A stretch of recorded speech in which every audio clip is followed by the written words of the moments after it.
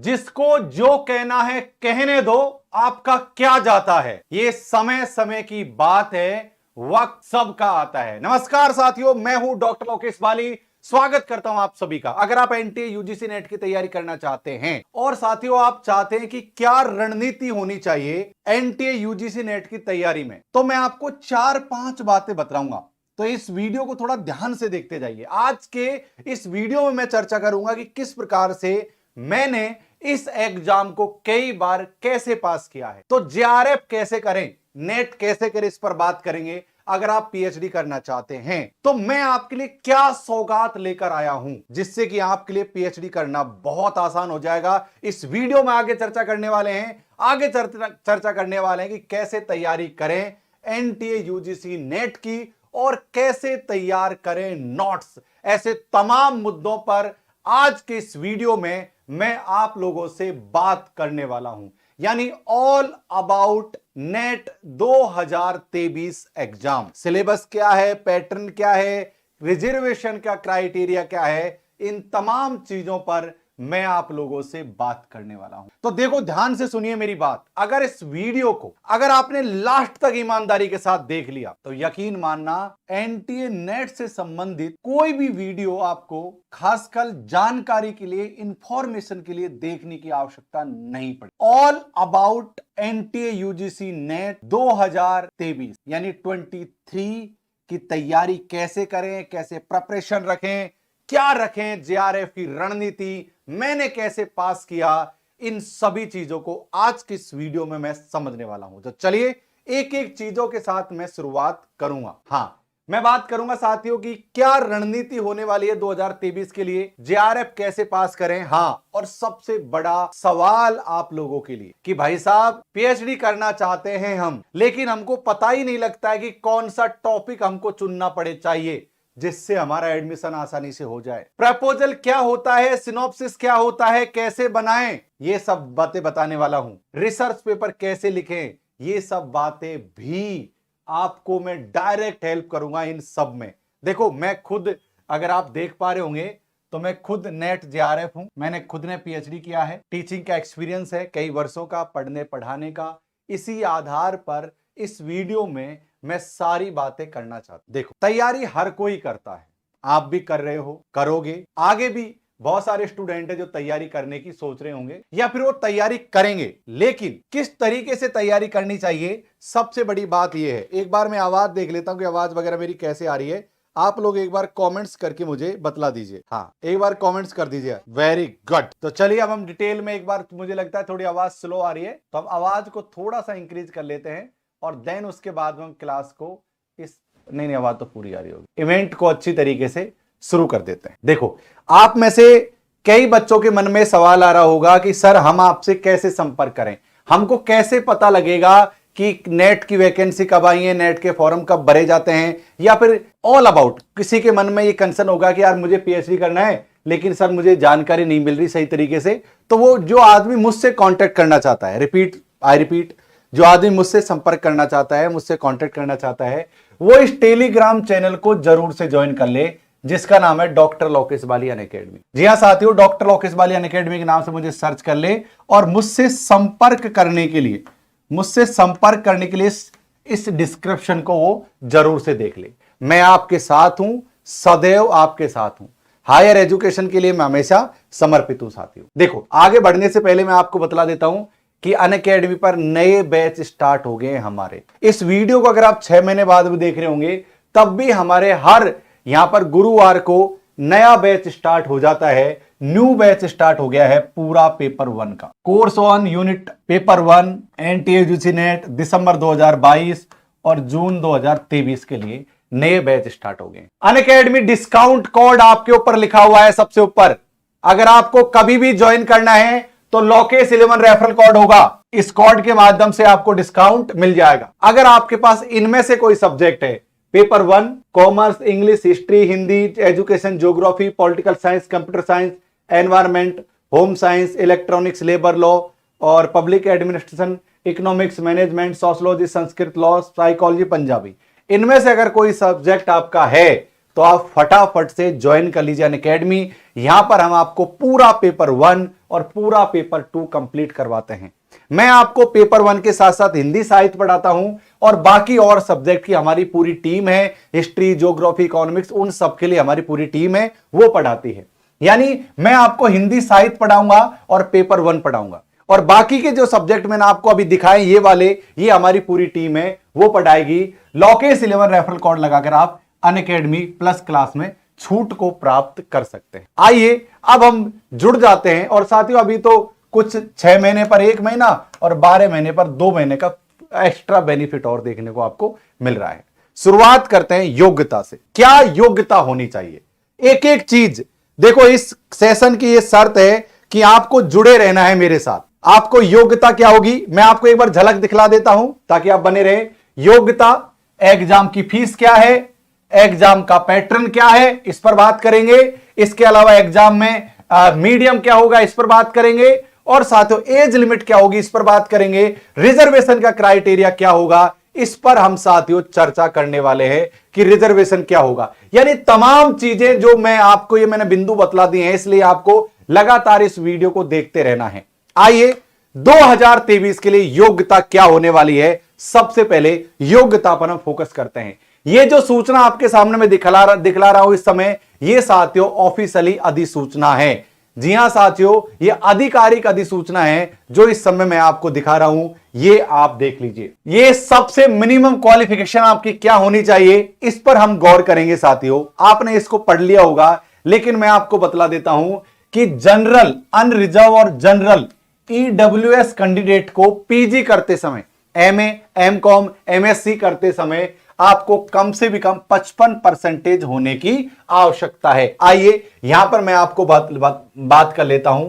यह साथियों जनरल और ईडब्ल्यूएस, अगर आप जनरल और ईडब्ल्यूएस कैटेगरी से हैं तो आपको पीजी करते समय कम से भी कम 55% की आवश्यकता होगी। अगर आप इससे कम परसेंटेज आपकी है ओवरऑल, मतलब चारों सेमेस्टर मिलाकर आपकी 55% होनी चाहिए। आगे आगे और भी सवाल आ रहे होंगे कि हम तो अभी कर ही रहे हैं, वो सब बातें करेंगे।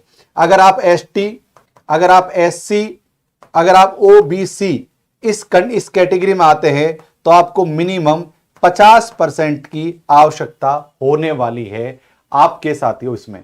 और अगर आप पीडब्ल्यूडी या थर्ड जेंडर में आते हैं तो भी आपको 50% की आवश्यकता है एमए करते समय। अब एक एडिशनल जानकारी सुन लीजिए ध्यान से, क्योंकि इस वीडियो में मैं आपको जो एडिशनल जानकारी दूं उसको आपको बहुत अच्छी तरीके से सुनना है। वीडियो को लाइक और कर दो। देखो एडिशनल जानकारी है कि अगर आपने इसी समय बीए, बीएससी, बीकॉम कंप्लीट किया है और आपने मान लो पीजी में एडमिशन ले दिया, पीजी का मतलब होता है एमए या एमकॉम यानी मास्टर डिग्री। अगर आपने मास्टर डिग्री में एडमिशन ले लिया है तो आप एलिजिबल हो इस एग्जाम को देने के लिए। अब कहोगे सर कौन से सेम में इस एग्जाम को दे सकते हैं? आप इस एग्जाम को सेकंड सेम में भी दे सकते हो। फर्स्ट सेम में फॉर्म अप्लाई कर दो, सेकंड सेम में एग्जाम दे सकते हो, क्योंकि नियम होता है कि भाई साहब 2 साल के अंदर जैसे ही आपका नेट जेआरएफ पास होता है 2 साल के अंदर आपका पीजी कंप्लीट होना चाहिए। तो आप अपेयरिंग के दौरान भी नेट जेआरएफ की एग्जाम में फॉर्म अप्लाई कर सकते हो। उम्मीद है इतनी चीजें आप समझ लग गया होगा। अगर आपको ओवरऑल देखो, आपकी मान लो अब आपके मन में ये आ रहा होगा कि सर हमने तो फर्स्ट ईयर कंप्लीट कर ली और फर्स्ट ईयर में तो हमारी 45% बनी है, क्या हम दे सकते हैं? जी हां दे सकते हो। आप अपेयरिंग में अप्लाई कर सकते हो। जब फाइनल आपका दोनों साल के एग्जाम लग जाए तब आपकी 55 या 50% होना जरूरी है। आइए अब हम बात कर लेते हैं नेट की क्या फी होने वाली है। देखो जब भी हम लोग अप्लाई करते हैं, नेट का फॉर्म फिल करते हैं, उस समय साथियों जनरल और ईडब्ल्यूएस की वो अनरिजर्व की होती है 1000 रुपए फीस। और अगर आप जनरल, ईडब्ल्यूएस, ओबीसी में जाओगे तो 500। जी हां साथियों, ओबीएस और ईडब्ल्यूएस नॉन क्रेमिलियर एनसीएल होना जरूरी है, 500 रुपए। और साथियों एसटी एससी अगर कैंडिडेट आप हैं और ऊपर से पीडब्ल्यूडी हैं तो साथियों आपको 250 रुपए फी यहां पर लगने वाली है। आइए अब हम चर्चा कर लेते हैं कि एग्जाम, नेट एग्जाम पैटर्न क्या होता है, एग्जाम में किस तरीके के एग्जाम का पैटर्न हमसे पूछा जाता है। आइए डिटेल्ड में चीजों को जान लेते हैं। साथियों इस वीडियो को लाइक जरूर कर दो। अगर आप चाहते हो कि मैं इंफॉर्मेटिव सेशंस आपके लिए लेकर आऊं, तो यार ये आपका कर्तव्य है इस वीडियो को लाइक करना। जितने लोग लाइक करेंगे, अच्छे अच्छे फीडबैक देंगे, कमेंट्स करेंगे, प्रेम दिखाएंगे, प्यार दिखाएंगे, तो मैं इस प्रकार के इंफॉर्मेटिव वीडियोज आपके लिए लेता आता रहूंगा। राइट, तो जाओ साथियों, आप इस प्रकार से मुझे वहां पर देख सकते हो। अब बहुत से लोगों के मन में ये आ रहा होगा कि सर कई लोगों ने वीडियो को लाइक कर दीजिए, ठीक है। मैं अपने बारे में बतलाऊं, ठीक है, मैं अपने बारे में बतला देता हूं भाई साहब। आइए देखो यार, मुझे आप एक बार मैं अपने बारे में बतला देता हूं। चलिए एक बार आपको मैं अपने बारे में बतला देता हूं, ठीक है। आ जाइए आ जाइए। देखो यार, मेरा नाम है डॉक्टर लोकेश कुमार मीणा। इधर देखिए, पूरी बातें बतलाऊंगा एक बार। मेरा नाम है डॉक्टर लोकेश कुमार मीणा। अनअकैडमी पर विगत 3 साल से मैं आप लोगों का मार्ग प्रशस्त कर रहा हूं और अनअकैडमी पर टॉप एजुकेटर हूं मैं। जी हां साथियों, और जाओ मुझे यहां पर फॉलो कर लीजिए। मैंने पीएचडी किया है, मैंने नेट जेआरएफ किया है, मैंने एसआरएफ किया है, मैंने पीएचडी किया है, और इसके अलावा पढ़ने पढ़ाने का कई वर्षों का मेरे पास अनुभव प्राप्त है। तो आप इस नाम से मुझे अनअकैडमी पर सर्च कर सकते हैं। मैंने खुद ने पीएचडी किया है साथियों, और पीएचडी का मुझे लंबा अनुभव है इसको पढ़ने पढ़ाने का। चलिए अब हम आ जाते हैं हमारे क्वेश्चंस के ऊपर कि पैटर्न क्या होने वाला है। साथियों, 2 पेपर होते हैं एनटीए यूजीसी नेट में। क्या होते हैं? पेपर होते हैं नेट में 2। एक होता है सामान्य पेपर और एक होता है पेपर नंबर 2 जो होता है विषय का, यानी आपने जिस सब्जेक्ट से एमए किया है, और ये होता है सामान्य पेपर। जो ये सामान्य पेपर जो होता है साथियों, ये होता है 100 नंबर का। क्वेश्चन आते हैं 50। जी हाँ साथियों, 50 क्वेश्चन होते हैं 100 नंबर के, यानी 2 नंबर का एक क्वेश्चन होता है। टोटल 50 क्वेश्चन होते हैं, टोटल क्वेश्चन आते हैं 100। जो सेकंड पेपर है साथियों, उसमें 100 क्वेश्चन आते हैं, टोटल होता है आपका 200 नंबर का। यानी इन दोनों को मिलाकर साथियों 300 नंबर का आपका पेपर होता है। अब आइए क्या क्या हमसे पूछा जाएगा, ये इस पर हम और चर्चा यहां पर कर लेते। देखो भाई साहब, यहां पर पेपर 1 में ध्यान से सुनते जाइए, एक एक चीज को समझते जाइए ताकि आसानी हो जाए। ये जो पेपर 1 है, इसमें यूनिट होते हैं 10। क्या होते हैं? यूनिट 10 होते हैं, और प्रत्येक यूनिट में से 5 क्वेश्चन आते हैं। कितने क्वेश्चन आते हैं? 5। तब जाकर 50 क्वेश्चन पूरे बनते हैं। यानी प्रत्येक यूनिट में से 5 क्वेश्चन आते हैं, तब जाकर पूरे साथियों 50 क्वेश्चन बनते हैं। यूनिट नंबर ये 10, ये है यूनिट नंबर। यूनिट है टोटल 10, उसमें से 5-5 क्वेश्चन आते हैं, जिसमें teaching aptitude, research, communication, ICT, math, reasoning, DI. आप लोगों को बड़ा कठिन लगता होगा, बट जटिल लगता होगा साथियों ये चीजें, लेकिन कोई दिक्कत नहीं है। हम लोगों ने प्लस में जो नए बैच स्टार्ट किए हैं आप लोगों के लिए, उसमें हम पूरा पेपर 1 हिंदी मीडियम में पढ़ाता हूं। मैं खुद हिंदी मीडियम में पढ़ाता हूं, पेपर 1 और पेपर 2। हमारे बहुत सारे टीचर्स हैं हिंदी मीडियम और इंग्लिश मीडियम दोनों में पढ़ाते हैं। आपका कोई भी मीडियम हो, आप हमारे साथ जुड़ सकते हैं। ओके, अब हम बात कर लेते हैं पेपर नंबर 2 की। ये देखो आपका सब्जेक्ट ऊपर डिपेंड करता है। आपका हिंदी साहित्य है तो हिंदी, किसी का ज्योग्राफी है, किसी का इकोनॉमिक्स है, किसी का मैनेजमेंट है, किसी का साइकोलॉजी है, किसी का पंजाबी है, किसी का हिस्ट्री है, किसी का पॉलिटिकल साइंस है। तो ये सब्जेक्ट के बेस पर ये एग्जाम होती है, यानी कि सब्जेक्ट प्लस सामान्य, सामान्य प्लस सब्जेक्ट, ये एग्जाम यहां साथियों होती है। ठीक है, इस प्रकार। अब हम बात करते हैं मीडियम ऑफ क्वेश्चन पेपर। किस मीडियम में हमारी एग्जाम लगती? 2023 के बारे में बात कर रहा हूं कि किस मीडियम में हमारी एग्जाम लगेगी। साथियों, अगर मीडियम की बात करूं तो स्पष्ट रूप से कहा गया है कि इंग्लिश मीडियम और हिंदी मीडियम में ये एग्जाम लगती है। क्या लगती है साथियों? Hindi plus English, Hindi plus English, ये हिंदी और इंग्लिश में एग्जाम लगती है। साथियों देख लीजिए क्या लिख रखा है, the medium of question paper English and Hindi only. यानी कि अगर आप हिंदी और इंग्लिश में ज्ञाता हो इनके, तो आप इस एग्जाम को अच्छी तरीके से कर पाओगे। अब आपके मन में आ रहा होगा कि सर हमको तो थोड़ी हिंदी आती है, थोड़ी इंग्लिश आती है, तो कोई दिक्कत वाली बात नहीं है। जब हम एग्जाम को देंगे उस समय हम एक क्वेश्चन को हिंदी में भी पढ़ सकते हैं और उसी क्वेश्चन को इंग्लिश में भी पढ़ सकते हैं। कोई दिक्कत वाली बात हमारी इस समय नहीं रहेगी। अब हम बात करते हैं साथियों एज लिमिट के बारे में। ये बड़ा दक्ष सवाल है, एडिशनल जानकारी भी दूंगा। तो चलिए देख लेते हैं एज लिमिट हमारी क्या होगी। अगर मैं आधिकारिक सूचना के अनुसार मानूं, असिस्टेंट प्रोफेसर अर्थात नेट, हाँ असिस्टेंट प्रोफेसर मतलब यहां पर होगी साथियों हमारी नेट, और एक होती है साथियों जेआरएफ यानी जूनियर रिसर्च फेलोशिप। नेट में क्या लिख रखा है? There is no upper age limit for UGC NET assistant professor. यानी कि अगर आप 60 साल के भी हो, अगर आप 65 साल के भी हो, तब भी आप नेट का फॉर्म अप्लाई कर। किसी प्रकार की कोई एज लिमिट नेट के लिए अप्लाई करने में नहीं। अब बात आती है जेआरएफ की। जेआरएफ में एज लिमिट क्या है, आइए इस पर हम चर्चा कर लेते। देखो ध्यान से सुनो मेरी बात को। अगर आप एसटी, एससी, ओबीसी और किसी भी वर्ग की महिला हैं, किसी भी वर्ग की फीमेल हैं, तो आपकी उम्र होगी 35 वर्ष अधिकतम। यानी कि अगर एसटी, एससी, ओबीसी ये मेल और सभी वर्गों की महिलाओं की उम्र होगी 35 वर्ष। अगर आप सामान्य वर्ग मेल हैं तो आपकी उम्र होगी साथियों 30 वर्ष मैक्सिमम। क्या होगी साथियों? आपकी उम्र 30 वर्ष मैक्सिमम होगी। आई रिपीट, 30 वर्ष साथियों यहां पर मैक्सिमम एज लिमिट होगी। अच्छा, आप लोगों में से बहुत से लोग इस सेशन को देख रहे हैं। आप में से बहुत से लोग सोच रहे होंगे कि मैं कहां पढ़ाता हूं, कैसे पढ़ाता हूं। अनअकैडमी पर मेरी फ्री क्लास भी होती है। कैसे होती है आगे वीडियो में मैं आपको समझाऊंगा कि फ्री क्लास कैसे आपको अटेंड करनी, और अगर आप फुल कोर्स ज्वाइन करोगे तो भी कैसे करना है। आगे आप बने रहिए, इस वीडियो में आपको सारी चीजें मैं बतलाने वाला हूं। अब आपके मन में सवाल आ रहा होगा कि सर नेट और जेआरएफ का अलग अलग फॉर्म भरा जाता है क्या? मैं कहूंगा नहीं। नेट, मैं माफी चाहता हूं, नेट प्लस जेआरएफ इसका एक ही फॉर्म भरा जाता है, एग्जाम भी एक होती है। ध्यान से सुनते जाइए, नेट और जेआरएफ का एक ही फॉर्म भरा जाता है, एग्जाम भी एक होती है। जिनके कम नंबर आते हैं, कम मतलब एक कट ऑफ से कम, जिनके कम नंबर आते हैं उनका नेट पास होता है, और जिनके ज्यादा नंबर आते हैं उनका जेआरएफ होता है और नेट होता है। यानी कि जिनके एक कट ऑफ से ज्यादा नंबर आते हैं उनका जेआरएफ भी होता है और उनका नेट भी होता है।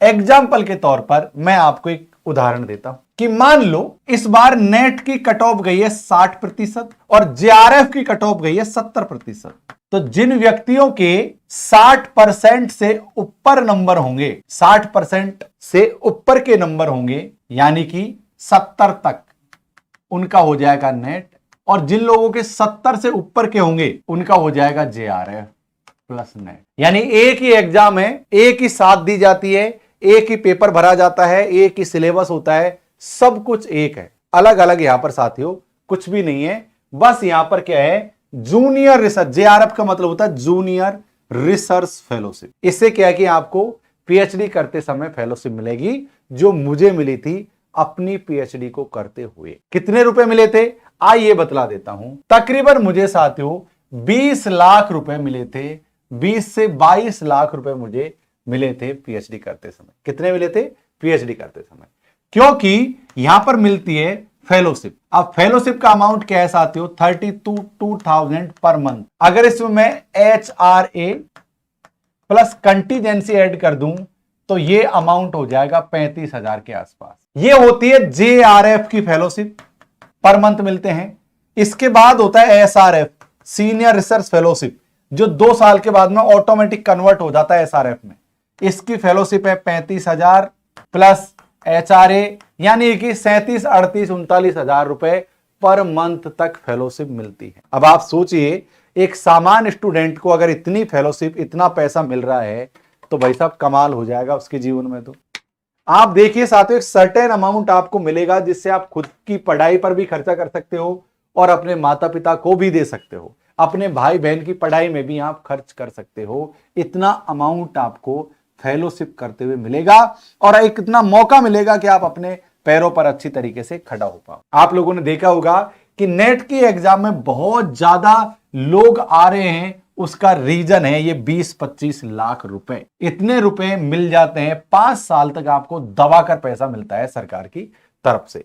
तो आप में से कितने लोग हैं जो चाहते हैं, आप में से कितने लोग हैं जो जेआरएफ करना? आगे बतलाऊंगा कट ऑफ कितनी जाती है, आगे ये भी बतलाने वाला हूं कि कट ऑफ कितनी जाती है, एसटी, एससी, ओबीसी, सामान्य वर्ग सबकी, सब बतलाने वाला हूं। आपने वीडियो लाइक कर दिया, आपसे बात कर रहा हूं। हाँ भाई, आप ही से बात कर रहा हूं, सच में कर दिया? हंसी आ रही है, मन कर रहा है कर दे, करने का कर दो, एक बार वीडियो लाइक हो गया, धन्यवाद। Best of luck for exam, मेरा सपोर्ट आपके साथ। अच्छा, अच्छी अच्छी कमेंट्स भी कर देना बाद में इस वीडियो को देखते समय। आइए आगे हम चर्चा कर लेते हैं साथियों, एग्जाम में रिजर्वेशन का क्राइटेरिया क्या है, क्या मिलता है रिजर्वेशन, एसटी को, एससी को, ओबीसी को, जनरल को कितना रिजर्वेशन मिलता है, ये ईडब्ल्यूएस को।